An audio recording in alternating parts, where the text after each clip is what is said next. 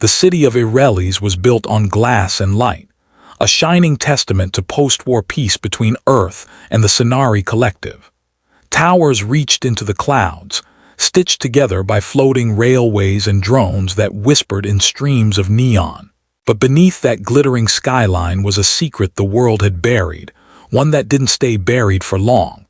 Captain Lyra Vance had always followed the rules. An interlink agent trained in artificial dimensional breach detection, her job was to monitor dim-flex zones, the fragile points where reality thinned, sometimes cracking. Cracks could mean nothing, or they could mean disaster. Lately, the cracks were showing more often. Her latest assignment brought her to Sector 14, near the old ruins of the Violin reactor, a place long sealed, long forgotten. But the anomalies were back. Fluctuating gravity, impossible reflections, and then missing people. 7 gone in 3 days, no bodies, no signs. Lyra arrived at dawn, the sun just piercing the smog. Her boots echoed against concrete as she approached the security post. She tapped her comm. "Base, this is Vance. I'm at the breach site. No visible anomalies. Beginning scan." The scanner chirped. Immediately, the air shimmered. It wasn't just a visual effect, it pressed against her skin like air made liquid. She stepped forward and felt her memories stutter. Her mother's face, her brother's voice, just for a second, like the data of her mind had glitched. "Confirmed breach," she muttered. "This isn't a leak, it's a tear." She sent the report. HQ responded in seconds with a word she'd never expected to see. "BLACKFALL protocol initiated. Do not proceed alone." She looked up too late. The shadows were already forming. A humanoid shape flickered at the edge of her vision. Her weapon drawn, she turned, but nothing was there. Just the hum of the broken reactor core behind her. And then the voice came. "You see them, don't you?" Lyra spun. A man stood in the open, arms raised, tall, elegant, but eyes hollow. "Name," she demanded. "Dr. Elian Rowe. I was part of the original research team here 20 years ago, before they sealed it. That team was declared dead, all of you," he smiled faintly. "We were misplaced, not dead, not exactly." He stepped forward, hands open. "You're not just dealing with dimensional tears.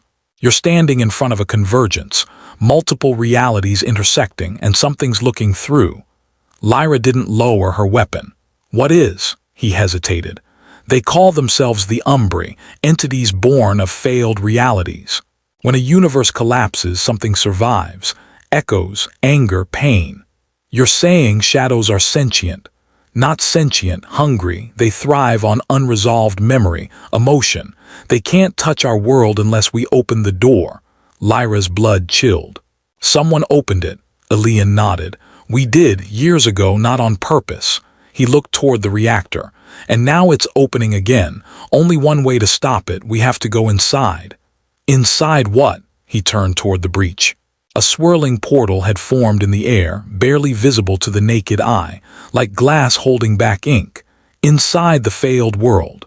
Lyra had a choice, retreat or step into the dark. She chose the latter.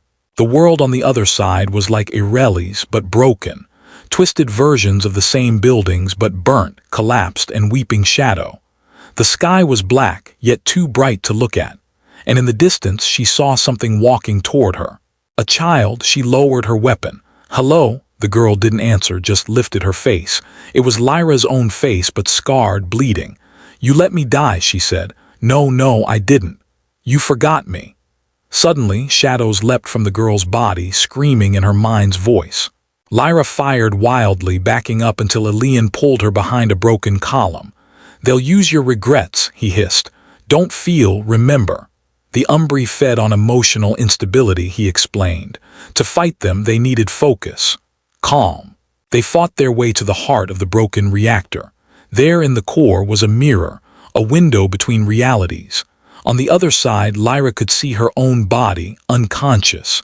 Time was collapsing. "If we destroy the anchor," Elian said, "the breach closes, but we'll be trapped."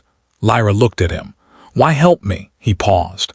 "Because one of the regrets this place feeds on is the life I never lived.